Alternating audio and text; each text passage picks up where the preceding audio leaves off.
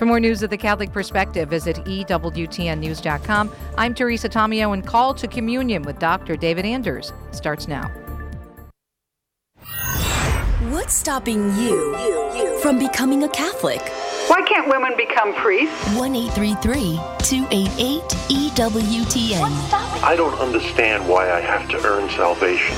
1-833-288-3986. What's stopping? Why do I need to confess my sins to a priest? What's stopping you? This is Call to Communion with Dr. David Anders on the EWTN Global Catholic Radio Network. Hey everybody, welcome again to the Monday edition of Call to Communion here on EWTN, the Global Catholic Radio Network. What in the world is this program all about? I'm glad you asked that question, because I'm here to answer it. This is a program for non-Catholics. If you are a non-Catholic and you have questions about the Catholic faith, we are here to answer those questions. Also, if there's something keeping you from becoming a Catholic, or perhaps if you were a Catholic a bazillion years ago, you know, when the earth cooled, like me, and you're thinking about returning to the Catholic faith, but there's this one thing that's kind of gotten under your fingernails and you need to get that resolved, we would love to know about that as well. What is keeping you from becoming a Catholic? Here's our phone number, 833-288-EWTN. That's 833-288-3986. If you're listening to us outside North America, you'll want to dial the U.S. country code and then 205-271-2985. If you want to text us, that is certainly fair game. You can do that by texting the letters EWTN to 55000. Wait for our response and then text us your first name and your brief question. Message and data rates may apply. You can also use our Twitter handle, the address @EWTN Radio. Again, it's @EWTN Radio. Or if you want to send us an email, you can do that as well, ctc@EWTN.com. I think that covers the waterfront. Charles Beery is our producer. We're glad to have him on the other side of the glass. We also have Ryan Penny as our phone screener, and Jeff Burson is on social media. So you can ask a question via Facebook Live or YouTube. We're streaming on both of those platforms even as we speak. I'm Tom Price, along with Dr. David Anders. Tom, how are you? Great. How was your weekend, my friend? You know, it was busy but satisfying. I can relate to that. Yeah. Our pastor was celebrating the 7th anniversary of his ordination. Fantastic. Yeah, so that was a good thing for us. And speaking of ordinations, we had one here in the Diocese of Birmingham over the weekend. Yes, I fully intended to go, and then family life and reality intruded, and I was not able to, but I was very disappointed to miss the ordination of Father Justin Ward. Sometimes life gets in the way, doesn't it? It got in the way, yeah. Here is an email now from Jacob, who says, I feel called to come back to the Catholic Church of my birth. I have spent so many years as a seeker, studying Hinduism, Buddhism, Islam. I even spent a few years as an atheist and an agnostic. Well, you covered all the bases, I didn't you? know. And then back to Protestantism. But it seems whenever I think about becoming a Catholic or turning towards Catholicism, something bad happens. I feel like it's God punishing me and keeping me away, all the while I feel drawn to it as the church Christ indeed founded. I want to come back, but I'm afraid to. Can you help me with this? Thanks, Jacob. Yeah, thanks, Jacob. I appreciate it. So when Christ decided to fulfill his divine mission and do the will of the Father, did anything bad ever happen to him along the way? Oh, yeah. So is that a reliable indicator of God's displeasure if you're moving down a kind of existential track and something external to your decision-making comes and interposes itself between you and your ultimate destination? Is that a reason to quit, or with fortitude to climb over the impediment? Keep going. Right, exactly. Get back on the horse. You know, I mean, I can't think of any good thing worth doing in the pursuit of which we don't encounter obstacles, right? So, I mean, the first question you have to ask is it true? I mean, is the Catholic faith true? Is it the church founded by Jesus? Does it teach the truth about Christ? Does it have the means of grace? And and should I want to be a member of that church no matter what? Clearly, the answer is yes. You ought to want to, if that's the reality, if that's the church Christ founded, I ought to want to be a member of that church, even if it costs me my life. I was thinking of a certain cloistered nun who felt the call to start up a TV network. And imagine no obstacles there. No. But just imagine if she had just gone, well, maybe I was wrong. I'm not gonna carry that through. And she always waited to have all the money in the bank before she moved, right? Not even close. Not even close. So hang in there, Jacob. You're on the right path. Here's one now from Scott, who says, some basic ideas I have heard on this show. The ultimate end is the beatific vision.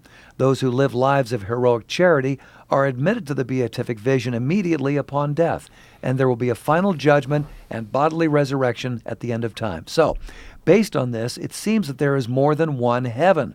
If the holy dead enter into a heavenly state prior to bodily resurrection, then wouldn't that be different than the embodied state that comes later on? Are there two types of the beatific vision? Thanks. No, there aren't two types of the beatific vision, but there is and there's no intrinsic change in our experience of the beatific vision, but there is an extrinsic change. So essentially, the beatific vision consists in an immediate and intuitive knowledge of the divine essence. And that's true for the holy souls who are disembodied right now that enjoy that vision of God, and it will be true for the resurrected bodies of the holy souls after the resurrection of the body. What will change is that their conscious, subjective experience of reality will go from being a disembodied one to an embodied one. And their bodies will also be glorified, like the body of the risen Christ. So they're not going to be happier. They'll be differently happy. Ah, okay. Interesting. Very interesting indeed. All right, well, very good. We're going to go to the phones in just a couple of seconds here. If you've been thinking about a question that's been on your mind about the Catholic faith, maybe you've been thinking about it over the weekend, maybe you've been thinking about it over the last 30 years, we would love to know about it. Give us a call, 833-288-EWTN. That's 833-288-3986. Our Twitter handle, @EWTN Radio, @EWTN Radio. We're going to come back with a great question from Mike. Why does God, being a good and just God, allow people to suffer? David will take a crack at that. Lots more on this edition of Call to Communion here on EWTN. Stay with us.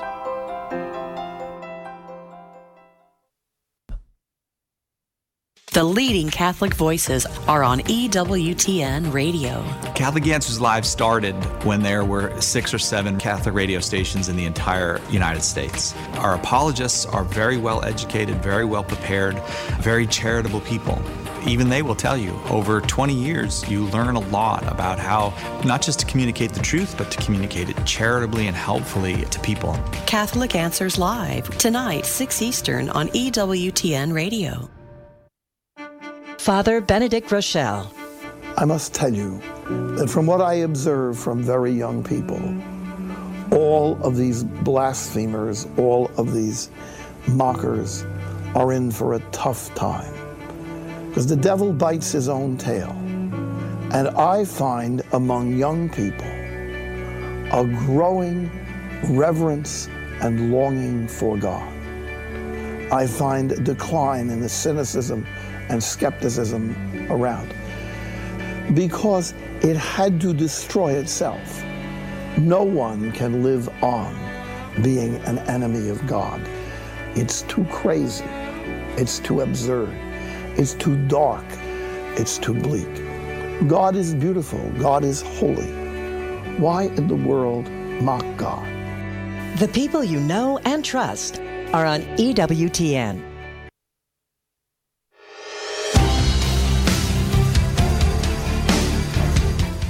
You know, if there's a question that you didn't get answered on this program, perhaps of a more general nature or of even a more specific nature, you can always check out the great program Catholic Answers Live with Cy Kellett. Check it out tonight at 6 p.m. Eastern, right here exclusively on EWTN Radio. And we'll get to the phones in just a moment here at 833-288-EWTN. That's 833-288-3986. Ryan is screening those calls even as we speak. We do have a couple of lines open, so if you want to get in, call now. Here's that text we were talking about before the break. Mike wants to know, and this is a classic, why does God, being a good and just God, allow people to suffer? Thanks. Because he intends to bring out of their suffering a greater good. That's the reason. It may be a good that we can have conscious experience of in this life. It might not. It might be a good that we will not realize until the next life. But God will bring good out of evil. That's why he permits it. Okay, very good. Right now, as we're getting calls ready for you, we're going to go to a call from our listener comment line. My name is Janice. My question is regarding a song that we're learning in choir. The name of the song is We Are the Church. It was written for a Methodist church, and the first stanza goes like this. We are the church, we are the bride, we are the lost who've been fully justified. I'm not sure that we are fully justified or if that is consistent with Catholic doctrine.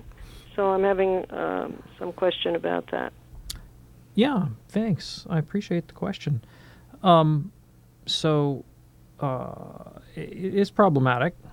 It's problematic. Nice way to put it. Yeah, exactly. And it all hangs on what you mean by justified.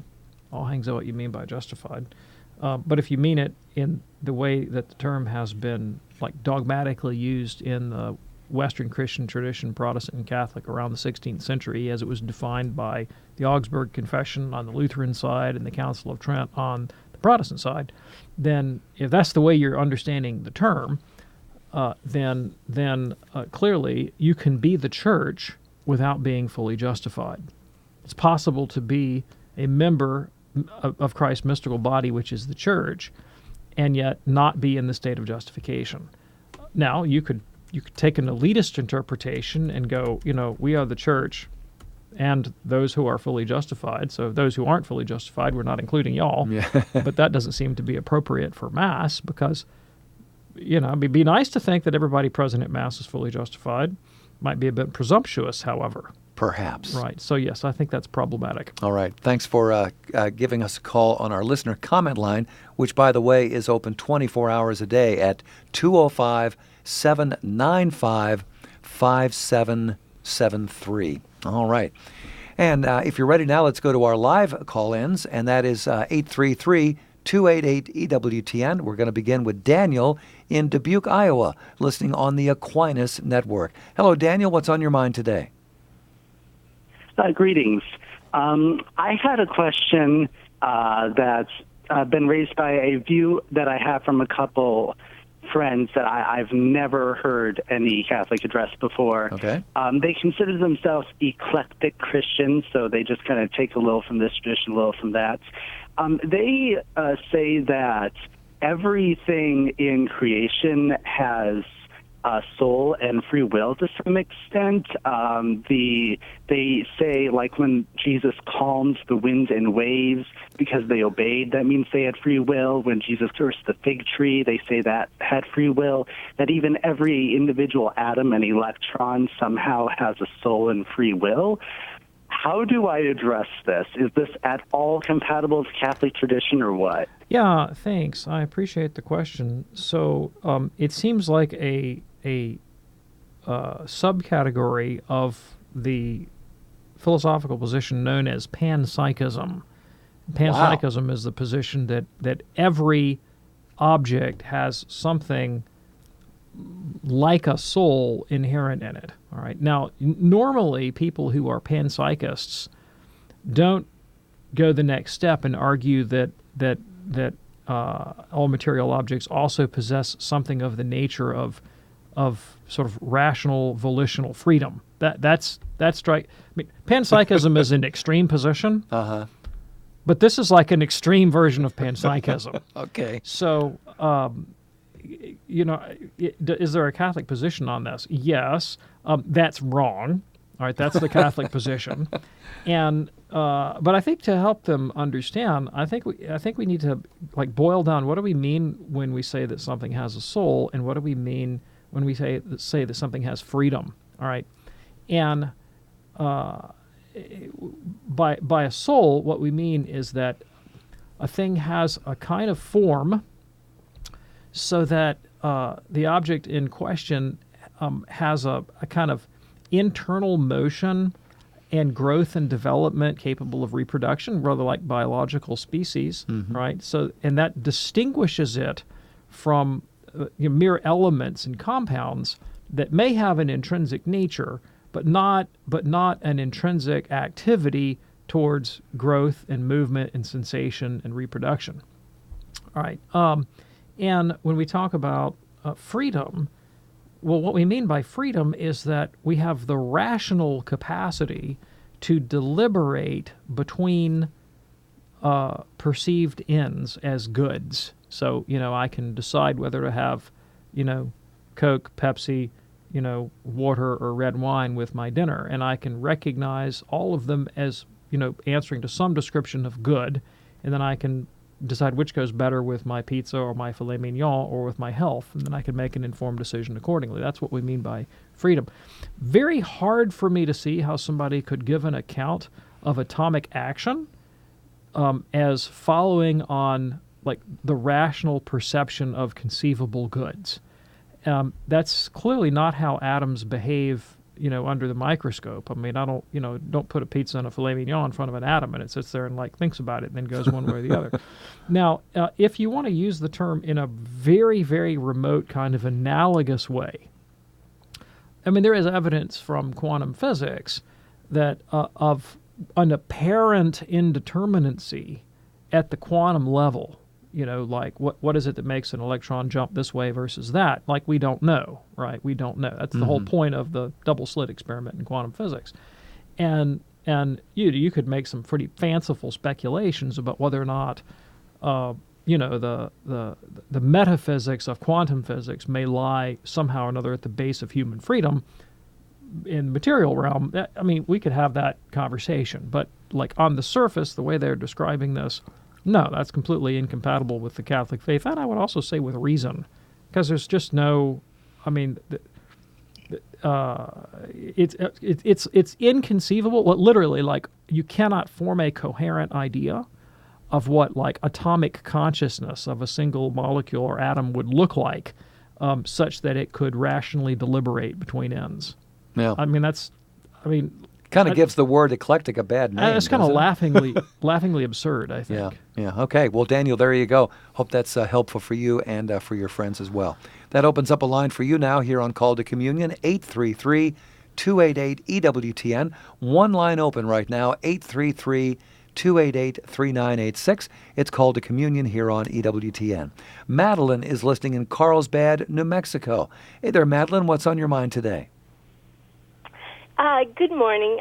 What I'm having troubles with is a friend of mine, a Protestant friend, just emailed me and said that she's very concerned about all Catholics and our Pope, who was in the Middle East recently and signed an agreement with one of the Middle East leaders saying that all religions are the same and that there should be one religion of all religions that are equal and accepted by God. Okay, thanks. Yeah, I appreciate the question. So, first of all, I don't believe that your friend properly understands the document that the Pope signed or what he said about it.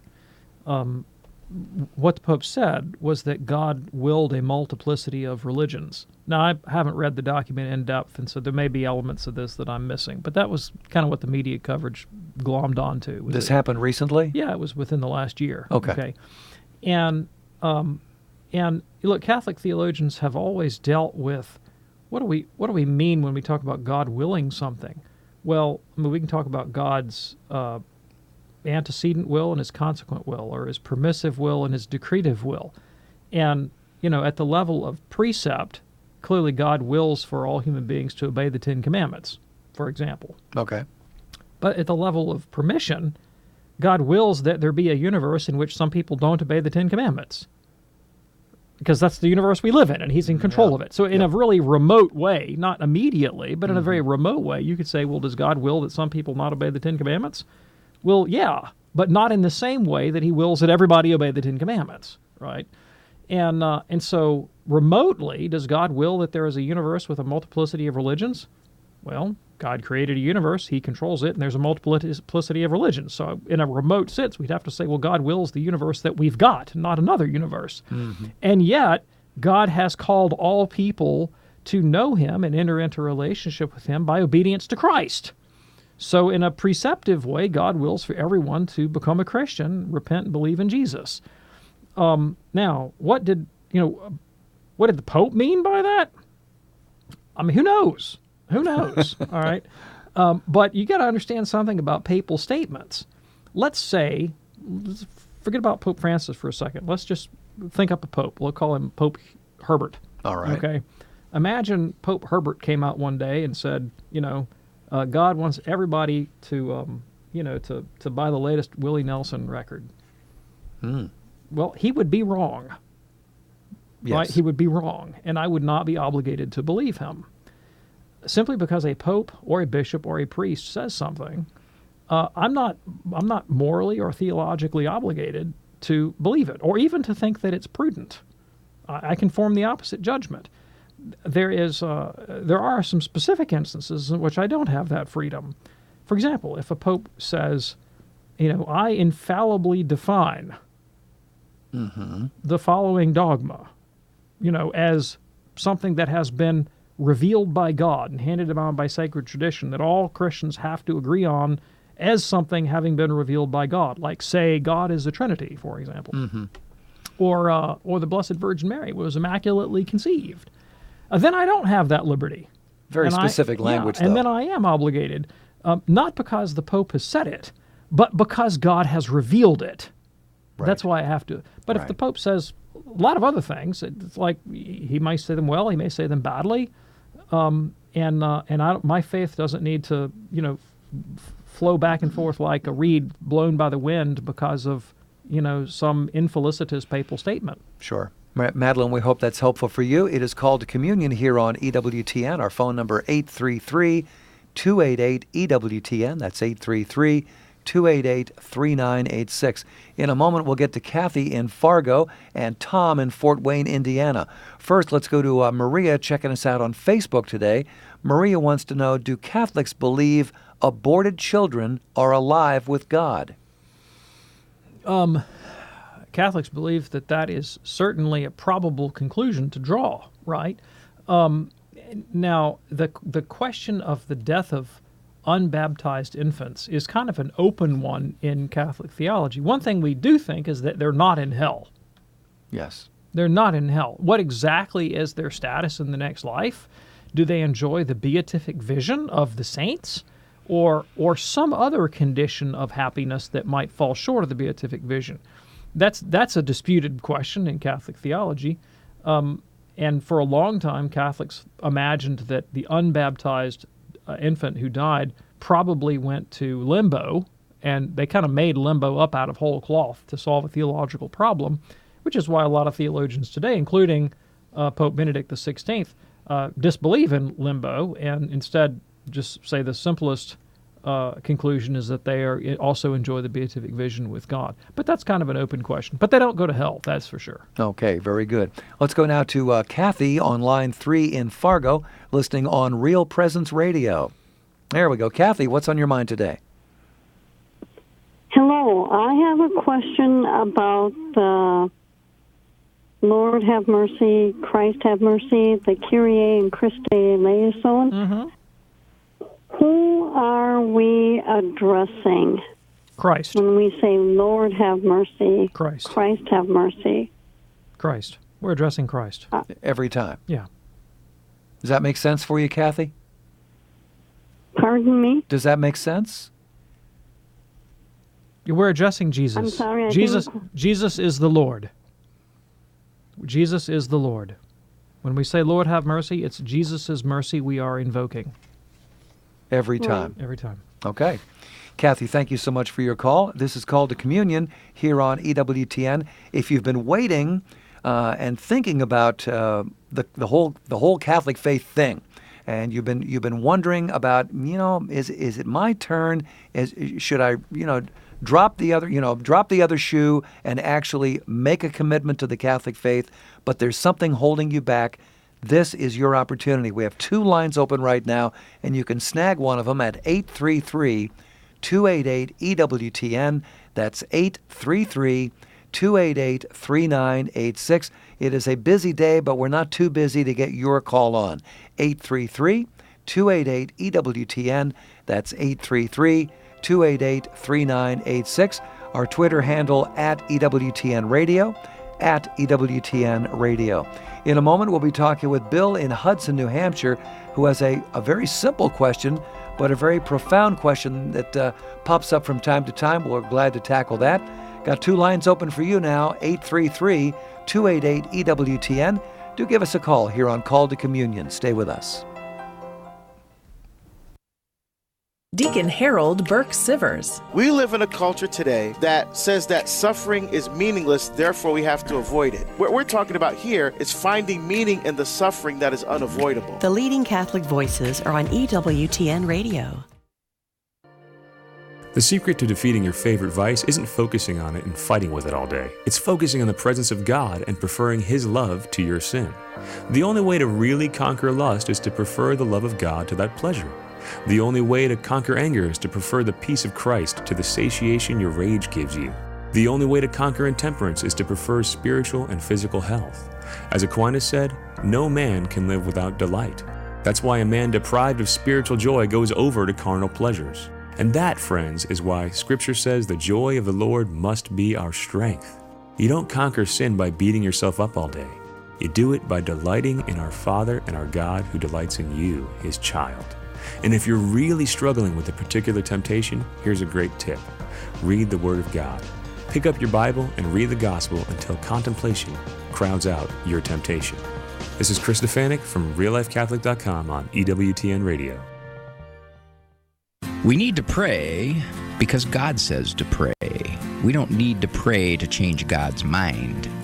We pray because that is our big connection to the Almighty. Do we need it? Like we need air? Like we need water? Yep. Because if, in fact, God is the ultimate reality, more reality than air and water, then we do need to pray as much as we need to breathe.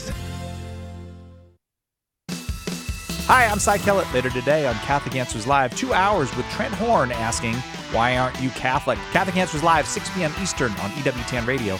Now, back to Called to Communion with Dr. David Anders.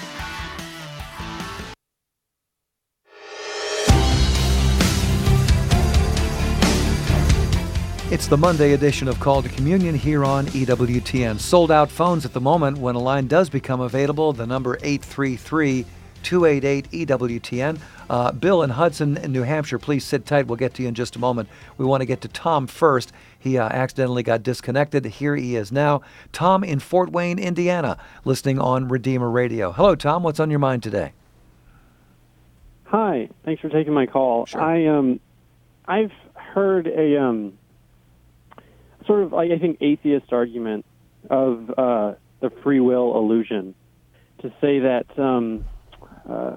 one idea is that our conscious decisions arise from an unconscious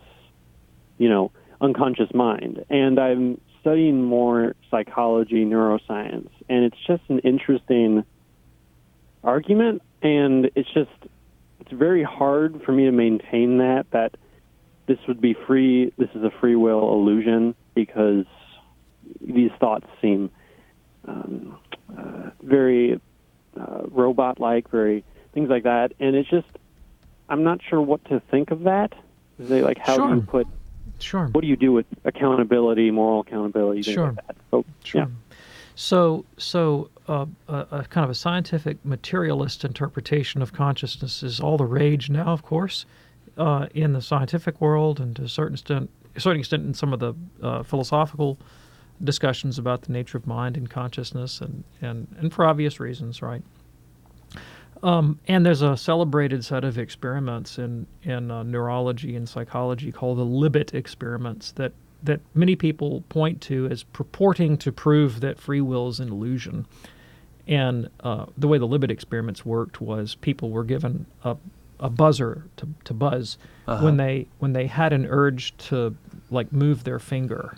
They were going to twitch, and the idea was that when they had the urge to twitch, that they would punch the button, and they would try to pinpoint. The scientists would try to pinpoint the exact moment that the urge arose, relative to the twitching, and at the same time they were studying. They had electrodes on the head. They're studying the brain states of the people who were doing the twitching and the punching, and they suggested that they found a millisecond delay, like that there was a motion in the brain before the conscious awareness of the desire to twitch.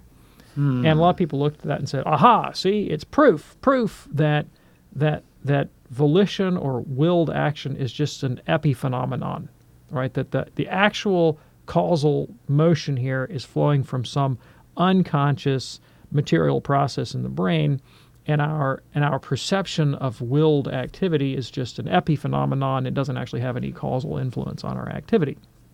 So what can we say about that kind of analysis? Well, if you want to argue that I don't have any control over my will to twitch, I'll happily concede the point, right? Because very little hangs on it that would matter for a robust doctrine of free will. That's. But let's talk about. If I'm trying to formulate a decision about which of two nearly identical political candidates to vote for, and perhaps in policy I agree with both of them equally. Okay. All right. And so, there's not like I'm not going to rationalize through antecedent prejudice, right? Because I'm inclined towards each of their positions. But I'm actually trying to think through who might be more effective of the two in implementing this policy, into either into law or, into executive action. And I'm trying to make reasoned judgments based on evidence. That's very different from the conditions of a Libet experiment. In the same way, what about a scientist who's trying to evaluate the conclusions of the Libet experiment? That's a very different kind of action from what the Libet experiment is measuring. And at least for a Catholic, what we mean by free will is something that emerges specifically out of our rationality, out of our ability to deliberate between rationally perceived goods. And that hangs precisely on our ability to conceptualize.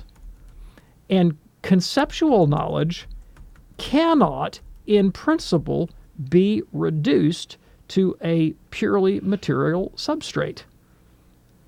How do I know that? Yeah. Well, because abstract concepts, conceptual knowledge, is by its very nature transcendent across multiple instances. We're talking about universals, right?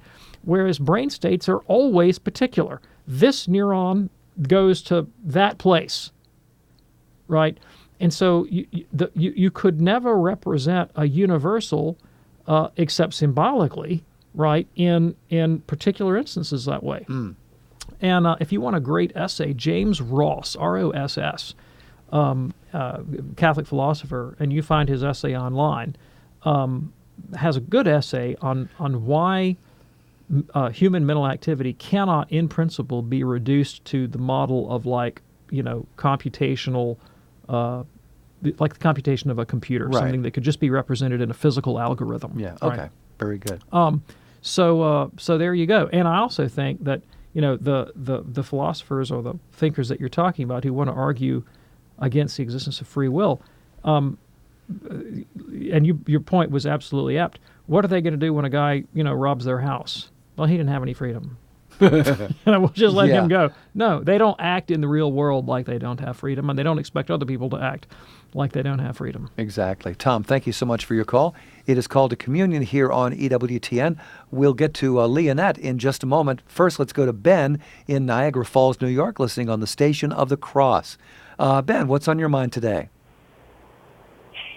Hi, guys. So I was wondering if Dr. Anders could help explain to me what perfect attachment is, in the sense of, like, I'm a married man and I have one son and a kid on the way, and I know that we're supposed to obviously, like, love our spouse and our kids to the fullest extent, but I also know that I'm not going to be married in heaven, and, you know, I'm not going to be acting like a father in heaven. So how do you love with a perfect detachment so you're not too attached, if that makes sense?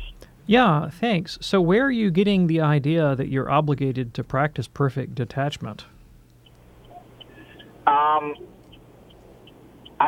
I thought that you can't be, like, too attached to anything in this world, and, like, even, you know, I thought that could relate to persons as well, that, like, you're so attached to somebody that if you know, lost them, or, you know, when you die, like, you're just holding on to that too much when you're not going to be married in heaven or be a father in heaven. Like, is there a point where you're supposed to detach at some point? Yeah, okay. I appreciate the question. So you can be wrongly attached, but you can also be correctly attached.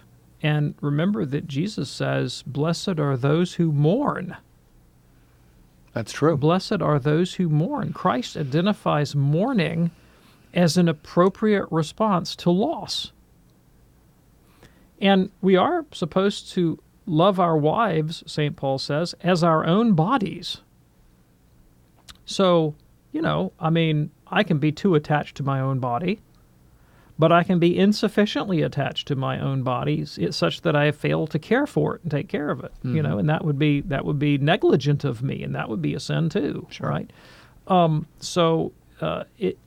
It would be wrong to be attached to my wife or my children in a way in which I was investing my whole personality and all of my identity in them, and I was putting on them emotionally a burden that they were not capable of bearing.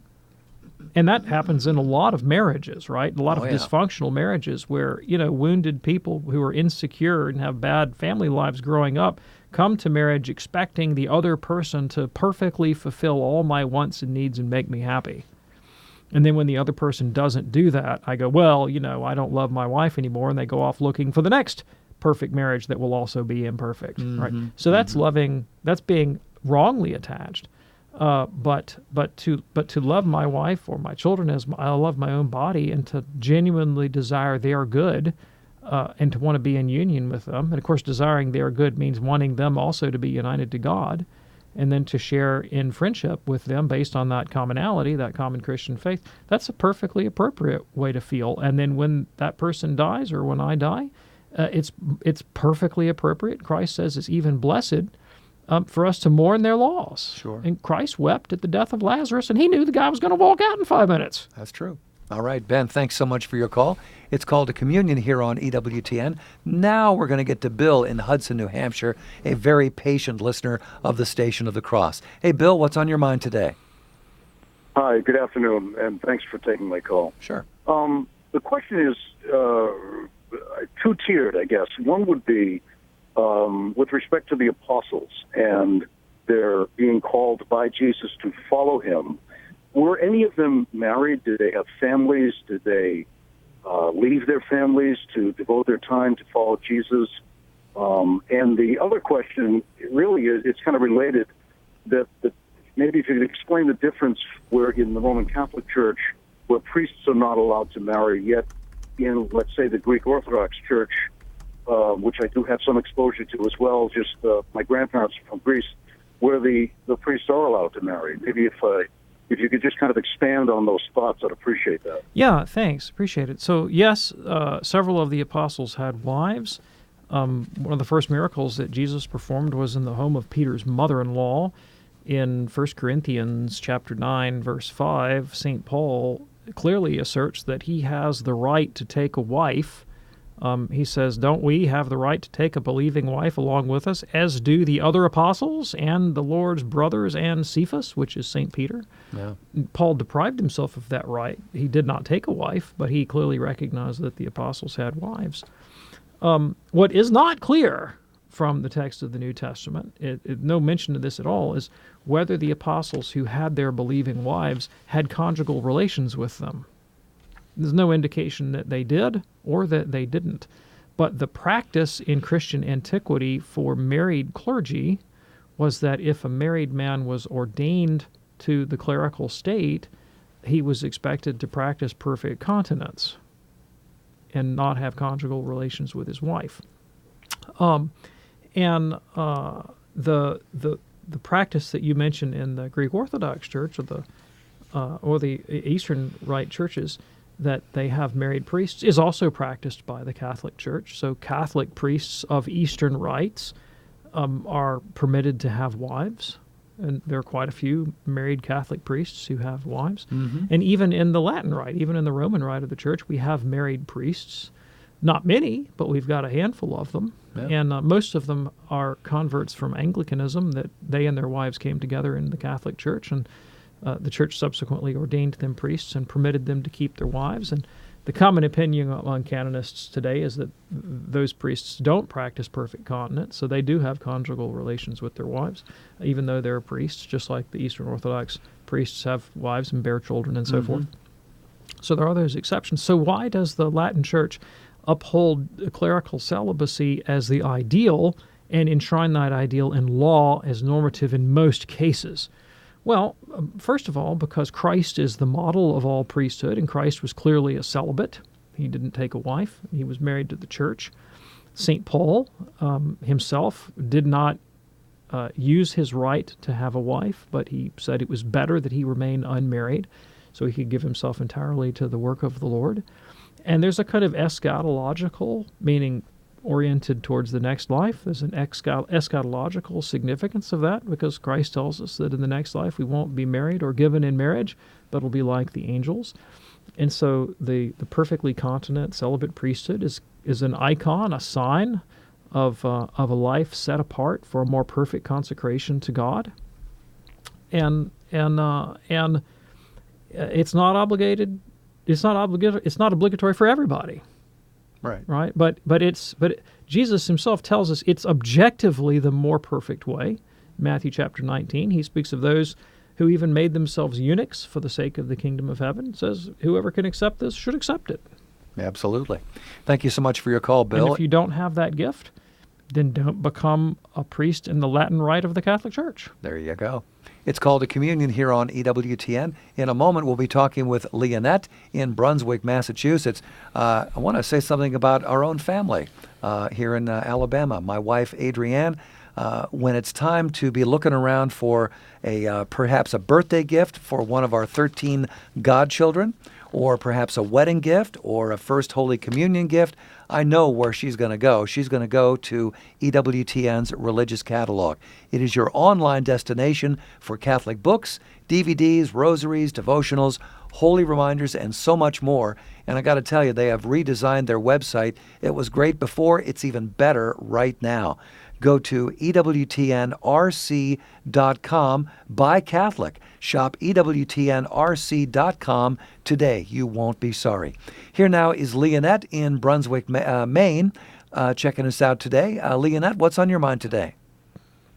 Hello. Thank you for taking my call. Sure. I have a daughter that's in her 40s, and for the past couple of years now, she has been, this is after I've raised her in the Catholic Church, and I'm still very active. And anyhow, Susie is, and I shouldn't be using names, she is claiming to be practicing witchcraft and that she's a pagan and no longer a Catholic.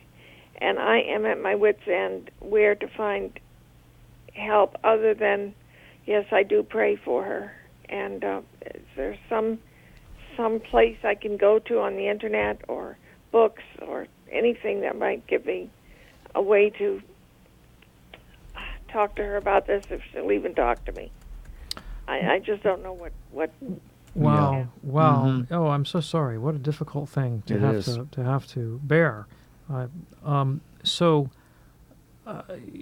obviously, your most important recourse is going to be to prayer and to the intercession of the church and the saints, and perhaps to have masses said for the intent of her conversion. And there are also things that you ought to do, I think, to protect yourself and your home.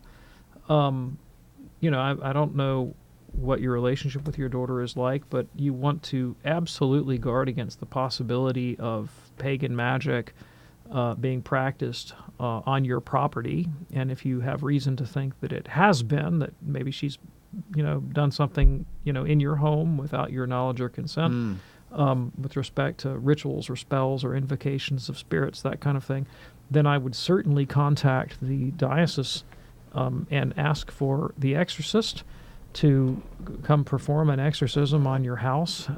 And you want to have, you could have, even if you don't get the exorcist, you could have the priest come out and bless your home, use exorcised salt and so forth, these sacramentals that the church has as protection against evil, prayers of deliverance, the St. Michael prayer, and so forth. So I think all of that you need to do and commend her on a daily basis to the prayers of Our Lady, which are most efficacious in confrontation with the devil, along with St. Michael the Archangel. In terms of actually opening up a dialogue with her, witchcraft is a superstition. It's idolatrous as well, but it's superstitious, and that means that there is a strong note of irrationality about the movement. There's a darkening of the intellect for somebody to be involved in a thing like this, so they may not be open to rational discussion of any sort. But to the extent to which conversation is useful, I mean, it's not only the Christian faith that would stand against this, but all kinds of rational and scientific reason as well would be deeply inimical to this kind of superstitious behavior, imagining that spells and incantations and immaterial objects could be invoked for supernatural purposes and the change of seasons and weathers and physical conditions and so forth. And there's an awful lot of debunking literature out there, not just even by Catholics, that can show that that these things are not efficacious. They don't work for anything except spiritual harm. Yeah. But I think your best avenue is probably going to be love, kindness, benevolence, friendship, and prayer. Leonette, we'll be praying for you and for your daughter. Thank you so much for your call. It's Called to Communion here on EWTN. Let's go now to James in Erie, Pennsylvania, listening on the Station of the Cross. Hello, James. What's on your mind today? Hello, thank you. Yes, regarding children or babies, dying before age of reason, when do they ever exercise their free choice?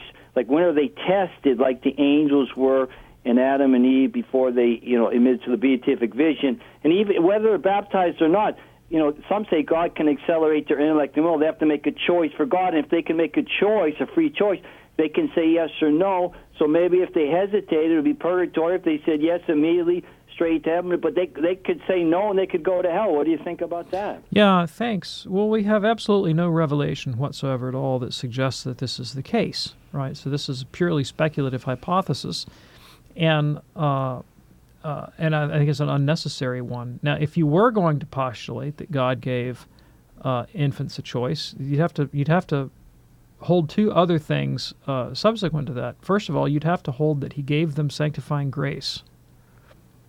Okay, because, or at least prevenient grace, and the possibility of sanctifying grace in this life, because the holy angels who were tested were created in sanctifying grace. Adam and Eve were created in sanctifying grace. And in souls that are born after the fall of Adam, they're not created in sanctifying grace, but they are preceded in their conversion by prevenient grace, the grace of God that draws us to Himself and gives us the desire to invoke Him. And so you'd have to predicate that.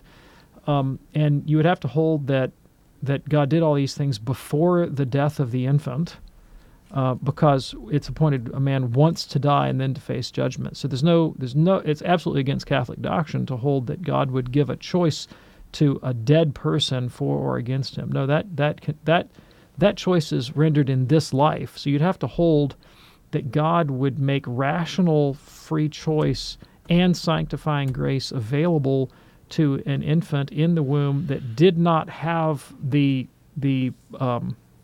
neurological equipment to normally operate that. Right. So I think the whole thing is very ad hoc and highly implausible and unnecessary, because it presumes that God can't save a soul ever without there being a rational free decision on that soul's part. And that's not the position of the Catholic Church. Like, to the extent that we have free agency, we have to exercise it in the choice of God. Doesn't mean that if we're denied that exercise of free will, that God won't save us. And that's the situation with unborn children. They don't have the capacity for freedom, so they don't have to exercise freedom in order to be saved. Right. James, thank you so much for your call. Deborah is in Buffalo, New York, listening on the Station of the Cross. Hey, Deborah, what's on your mind today?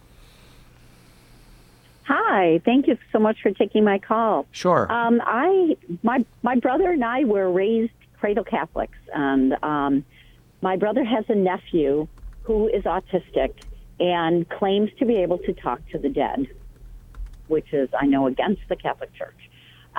And also, he's told my brother that he's contacted our father. He never met our father. And he said he's contacted him, and he's told him this many, many times, and that my dad has talked to him about different things. But the one thing that it really upsets me about is the fact that he told my brother that there is no hell. And my father would never do that. He was an incredible Catholic man and believed in all of it. So I'm very concerned, and my brother's like, no, there's no hell. It doesn't matter what I do, and blah blah. And I'm very concerned about both aspects of what he's believing in. So first of all, my prima facie, like on the face of it, response to this is to disbelieve the child's account.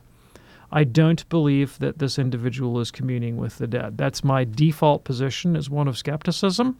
And you said already that the child is autistic, which means that, there's some kind of deficit in this person's engagement with reality that's different from other people, and there may be some, attendant neuroticism that tends to exaggerated exoticism. I mean, there could be all kinds of reasons why someone would make up a story like that and even believe it. Mm-hmm. I'm not going to default to believing it. I think the person is wrong, either outright lying or just deceived about what experiences that they're having. But let's say, for the sake of argument, that this person is claiming to be a medium or a spiritist. Let's say, for the sake of argument, that's true, that this person is actually a medium or a spiritist, is communing with some disembodied spirit. Well, the biblical data on that is very clear. Do not consult mediums and spiritists. That's what the Bible says. Yep. There shall not be found among you anyone who does this, Deuteronomy 18, verse 10, and so forth. And so it's absolutely forbidden to Catholics to consult, deal with, listen to, patronize, visit, and otherwise commune with those who claim to talk to the dead. And even if someone receives some communication from some disembodied intellect, there's absolutely no reason to trust that the intellect that it's communing with is truthful. Yeah. Right. If a dark voice hollers at you, disembodied voice out of a dark alley, and says, "Come here, little girl, I've got some candy," you don't trust them. You don't go down the dark alley. Just because somebody speaks from beyond the grave doesn't mean they're trustworthy. And the Catholic position is, if these things actually happen, then they are more than likely demonic in origin. Yes. So however you slice it, bad idea. Don't listen. Don't pay attention. Absolutely. Deborah, thanks for your call. Couldn't get to Monica in Apple Valley, California. Monica, if you would please call us back tomorrow at the same time, or any day of your choice. We'll put you at the head of the line, and we do appreciate that. Hey, Dr. David Anders, thank you, sir. Thank you, Tom. We do the program Monday through Friday, 2 p.m. Eastern, with an encore at 11 p.m. Eastern. On behalf of Charles, Ryan, and Jeff, I'm Tom Price, looking forward to our next visit tomorrow right here on EWTN Radio. God bless.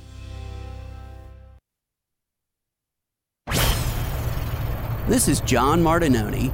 Open Line Monday is next here on EWTN Radio.